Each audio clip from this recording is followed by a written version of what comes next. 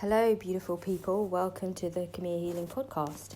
My name is Safa, and today I'm going to be talking about what to do when you are feeling stuck.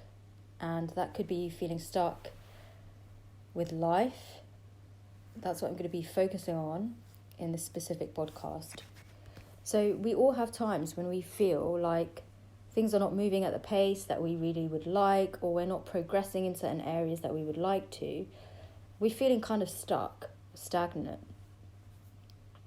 Now, the first thing to do is to look at the environment that we're in and ask ourselves, is this environment supporting me in the ways that I need to be supported for the best of me to really shine through?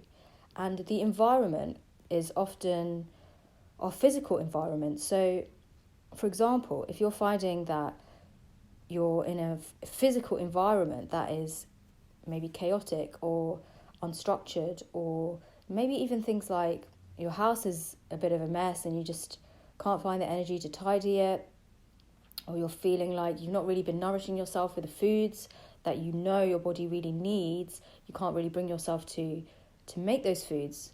So you're finding environmentally you're feeling very, very stuck. The first thing that you can look at and to make those changes is really in your physical environment. So what I like to do might sound pretty basic, but is to clean the house, clean your environment where you live, and see how you feel once you do that. So doing a really deep clean of your house may not sound like the most spiritual thing in the world, but we've got to work from the base level, and the base level is the material level. So start there.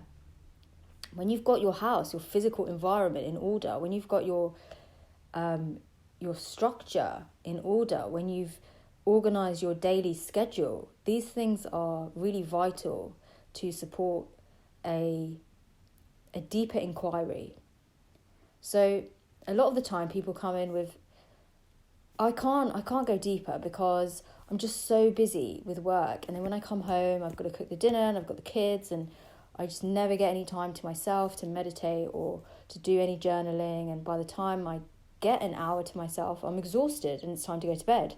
And this is an indication that you can bring some structure and order to your daily routine, and you can actually look at what's working for you and what's not working for you. And I'm going to do a separate podcast on that to actually show you a way to figure out where your time and your energy is actually going, because a lot of the time we're spending energy on things that are not serving us. So structuring your day, structuring your environment, cleaning and making sure that your environment is harmonious is my first tip. My second tip is to start to write things down. Often when we feel stuck, we go and ruminate in our heads, and we go round and round in these circles about how stuck we are and how things are not progressing. And when we get stuck in our head about it, it kind of amplifies our emotional state. And if that emotional state feels heavy, we're kind of amplifying the difficult emotions. We're amplifying the density and the stuckness. And we can do that for a period of time. Sometimes we need to do that to really recognize that we're about to find an inflection point. We're about to embark on a change.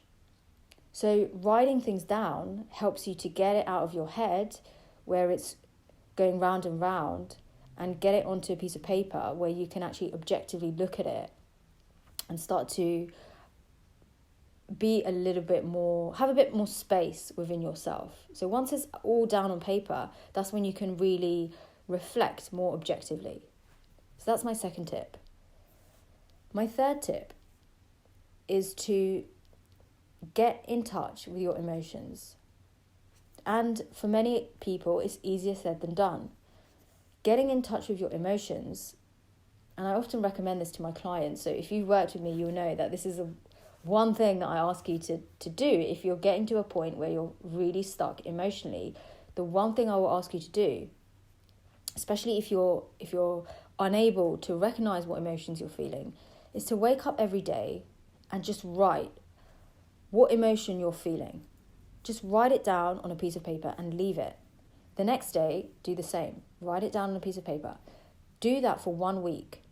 You wake up every day and you just write down the emotion that you're feeling. And you don't have to do it straight thing in the morning. You can do it at any point in the day. But let it be an honest reflection of how you are feeling.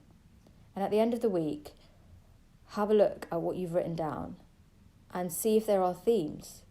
If every day you've been feeling sad, then you've got a really good thread to explore. You've got a thread of insight there, that there's some sadness that you can explore. Maybe you want to start to now understand where that sadness is coming from, or what has created this pattern where you feel sad and it's really difficult for you to actually feel it.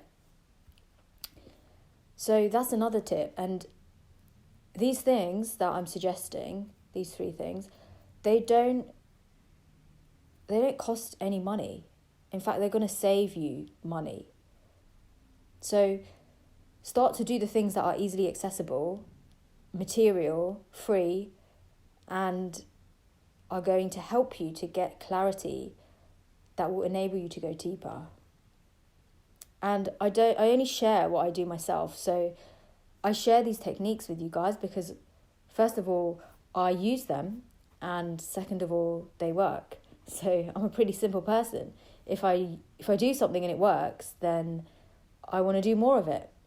So I hope that when you do try these, you'll see for yourself.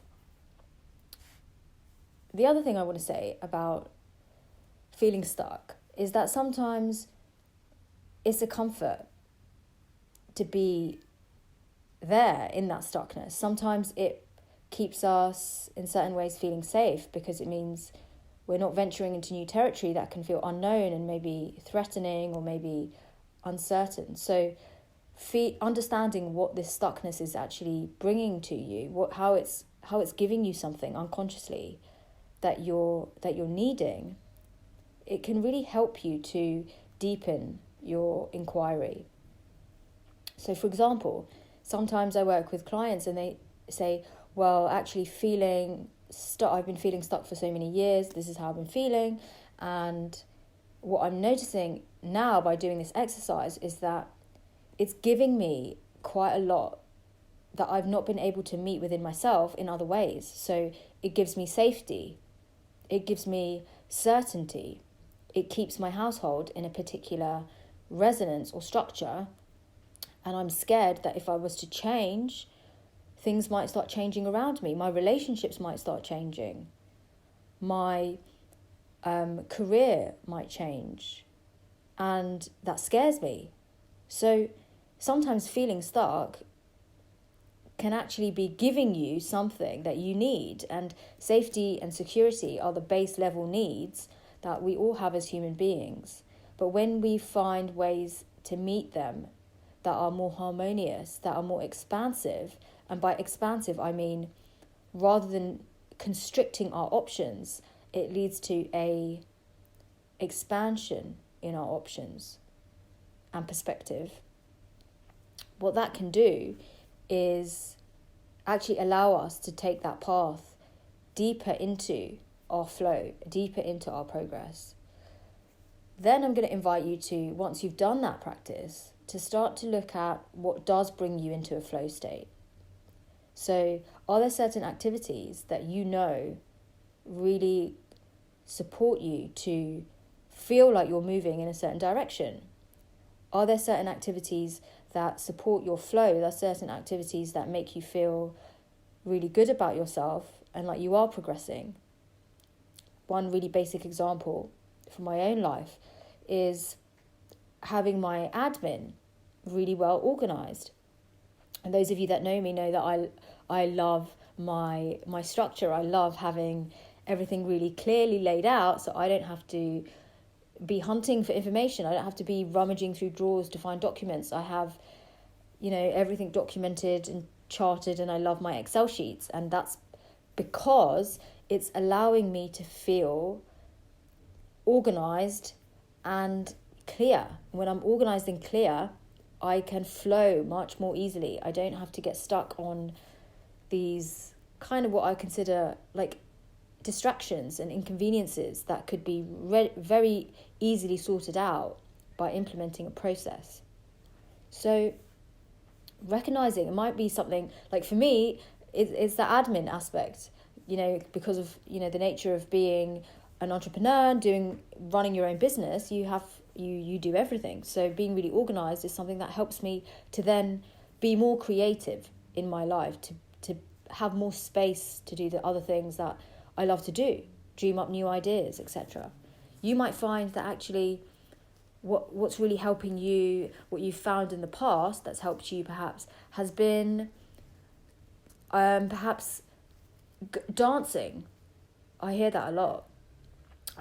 Dancing is a great one because it really gets things moving. You might say, okay, well, I know that when I dance, I really feel like I'm so much more in flow. I feel more grounded. I feel more connected.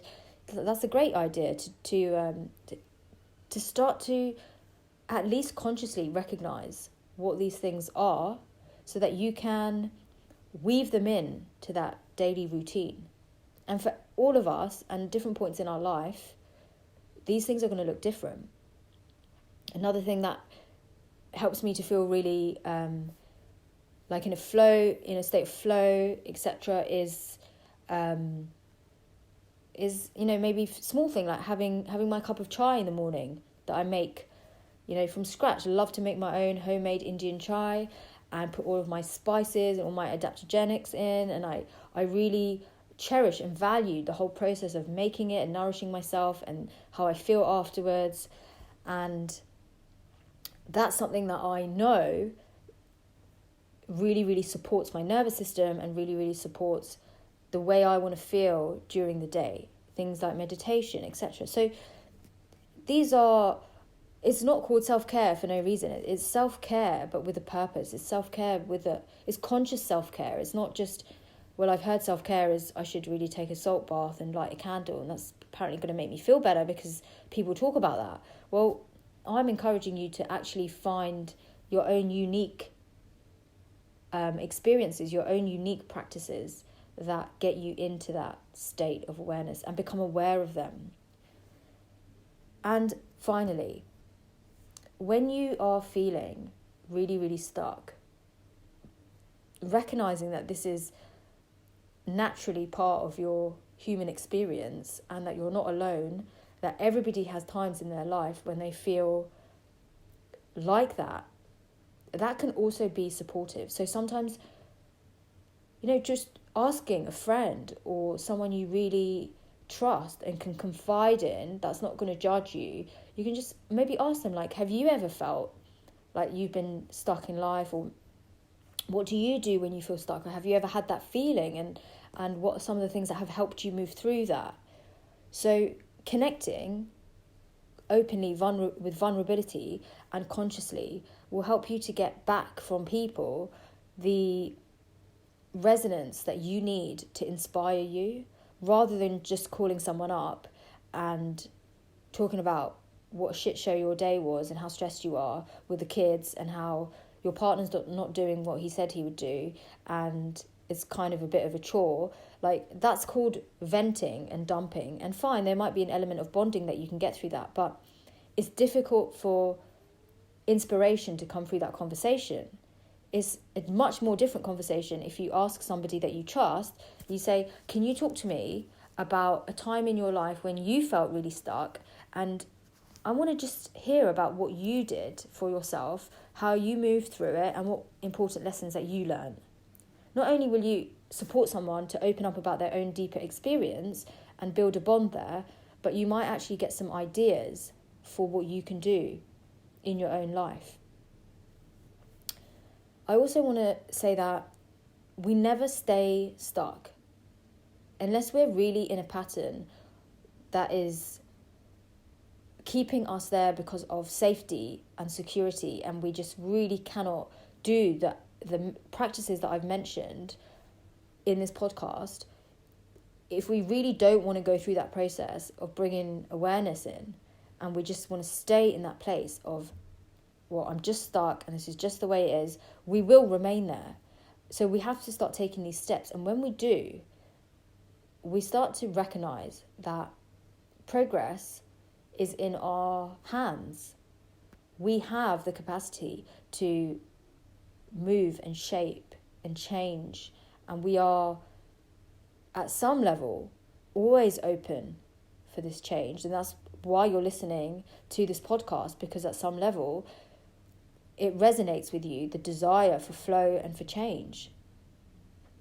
Remember that every day is presenting you with a different learning opportunity, not necessarily a different abundant opportunity, because sometimes it doesn't feel like that. Every day is presenting you with a set of learning opportunities. And just because you feel stuck or confused one day, however cliche that it may sound, the next day is a completely new day. Yes, we often do roll in and bring in our stuff from the days, if not the weeks, months, and years before, because this is the nature of the human identity. However, if we're willing to open up to this idea, and it may just be an idea at first rather than an embodiment, opening up to the idea that we're always changing and being given the opportunity for change. We're always being given the opportunity to learn something today. And we embrace the day saying, actually, I'm really open to learning about myself today and what I can do for myself to get unstuck. Because what we then do is we start to experience shorter cycles. So our cycles will become shorter, and therefore we stay stuck in that place for a shorter amount of time. We start to feel more equipped to move through periods of stuckness, because we remember, okay, I was stuck at that point in my life, but actually I didn't stay there for years like I used to in my 20s, for example. I actually managed to move through that within a couple of months, and here were the things I did. Or it may even be, actually, I remember I felt like that for 3 days, but then it changed, it shifted. So I'm not here to tell you that, don't worry, every day's a new day, and the next day is, things can shift magically. I mean, of course they can, but what's more magic is the awareness that you can bring to the shift.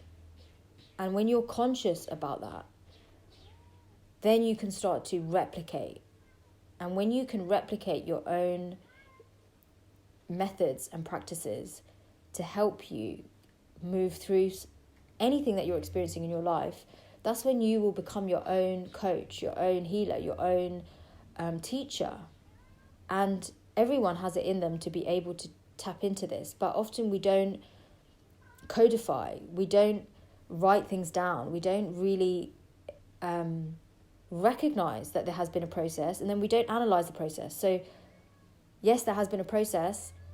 I can recognize that I've changed and now I'm in a different place, but I have no idea what I did. Well, that's not going to help when it comes to the next challenge that life throws at you.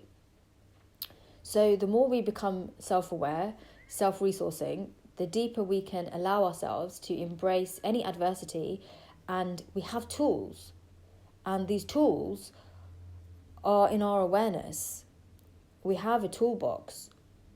The more we can become aware of the toolbox we have and how sharp our tools are, the easier it is to construct what we want or deconstruct what we don't want. And it's the same as having a toolbox in your house. If you keep your tools in a box and you have no idea what's in there, or whether they're sharp, or how to use them, or if they even work, it's very difficult then when you have a leak to know where to go. You'll be flapping around, maybe even calling up expensive plumbers to come and fix your leak.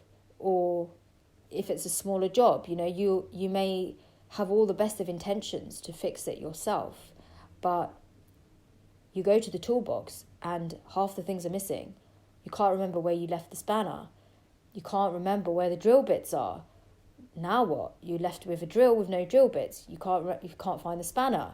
You've got bits of old stuff in there that you've not used in ages. So this is an analogy, but it has practical implication. And it goes back to the environmental point I made at the beginning of this podcast, where if you keep things organized in your daily life, then it becomes much more easy and accessible to find them when you need them. And our internal toolbox, our internal practices and levels of awareness and internal processes around our own healing are similar. They reside in the toolbox of our consciousness, and we can continue to clarify and sharpen and make sure what we're using is reliable. And that will really, really help when it comes to being able to accept that, yes, I have tools to drive change. I have tools to fix what is in front of me right now that feels unfixable. So developing physical, emotional, and also energetic skills and processes and levels of awareness, specifically by writing things down so that you know what's working and what's not working, is really, really going to help. I have personally used these techniques and they really, really work for me. So I apply them to my personal life, I apply them to my home organization, I apply them to my business organization, and I always believe that these are ever-evolving tools. So just because you've done this exercise, this practice, listen to this podcast, listen to it once, great, you get something from it. Remember to keep it as a practice and keep refining your approaches. Keep going back to, like, every few months you're revisiting, okay, is my environment supportive? If not, what do I need to do? Am I aware of what emotion I'm feeling right now? If I'm not, what's the one thing I can do to get more in touch with my inner realm, which is so, so important. And then really recognizing that you have the tools and you can keep them consistent by staying aware that you have them, and then by using them and by documenting what's working, what's not working.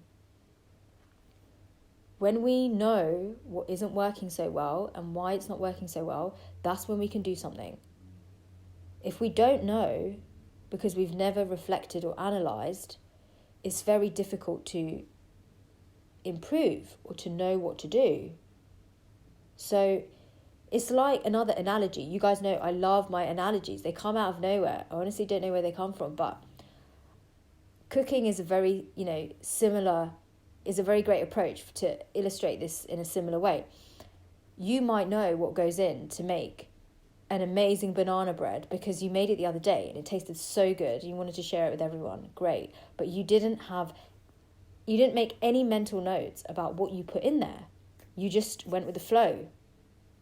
And then 2 weeks later, somebody says, oh, hey, can you bake that amazing banana bread for us because we're having a party and we'd love you to bring that banana bread. And you're really busy, but you really do want to help and you want to bake the bread.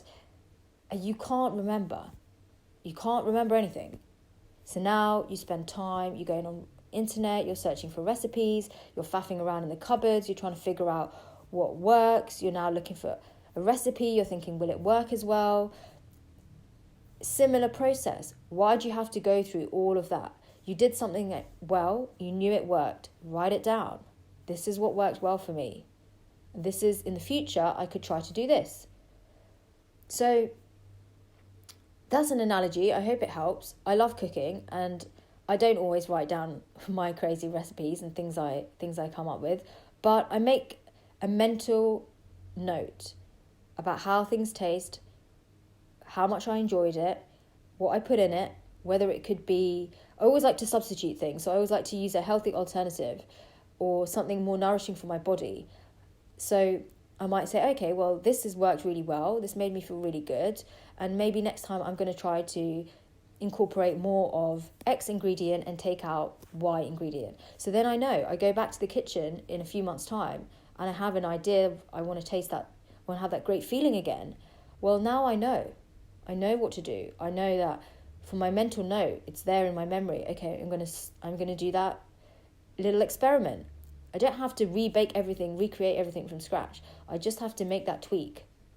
So when we learn how to optimize our own processes, and I mean, of course, cooking is great, but the bigger the process, the bigger the responsibility, the more you want to have documented, the more you want to have awareness of the process.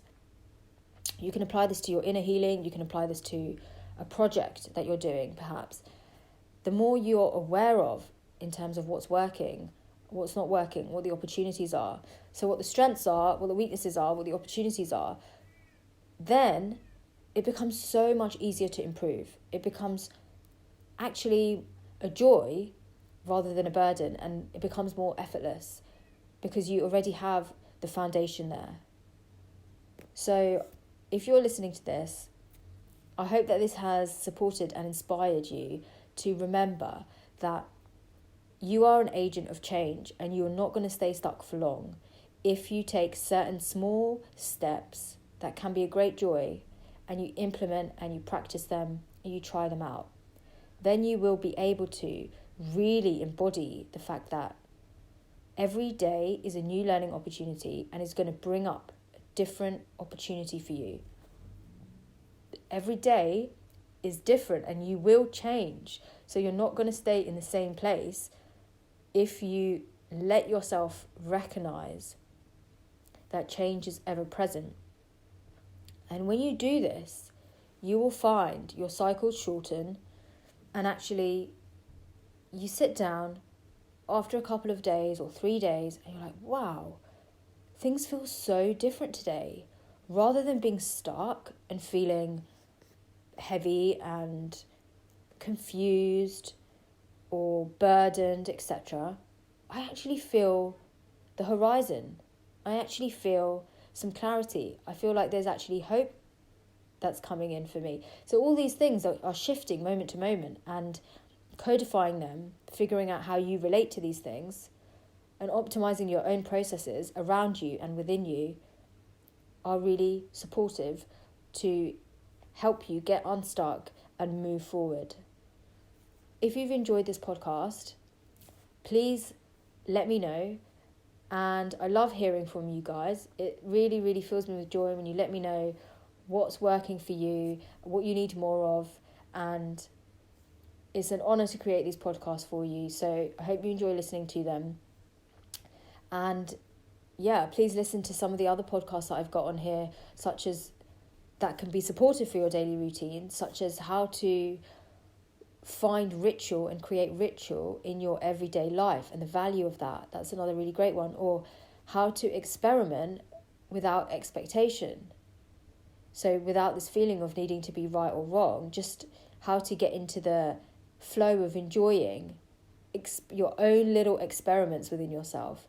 And it may seem daunting at first, but I want to remind you, and I often do remind people when they tell me that they're stuck or they're too scared to do something. I was terrified to start a podcast. I hated the sound of my own voice. It was a big deal for me to even share something from my heart that I felt worked for me without having a whole load of thoughts that people would think I'm crazy, etc., etc. And to be honest, it's really helped me. And it's also helped a lot of people who listen to this podcast and resonate.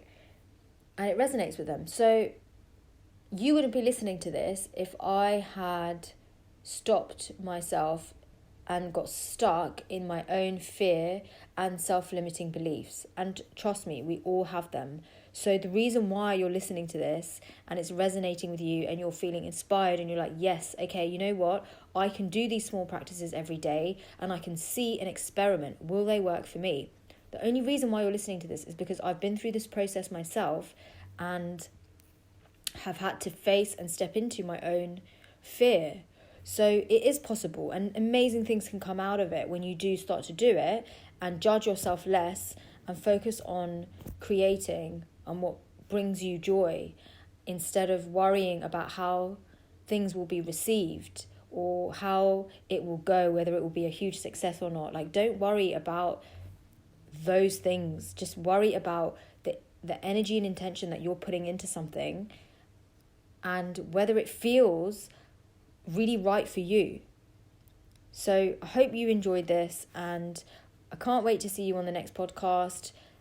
If you are interested in learning more about my work and how I work, experiencing it for yourself, please come along to the group healing sessions. They take place every month, and they are all inclusive, people from all around the world coming together in a beautiful sacred healing space and experiencing very deep and profound healing work. So I invite you to come along, try it out for yourself, and I'll see you on the next one.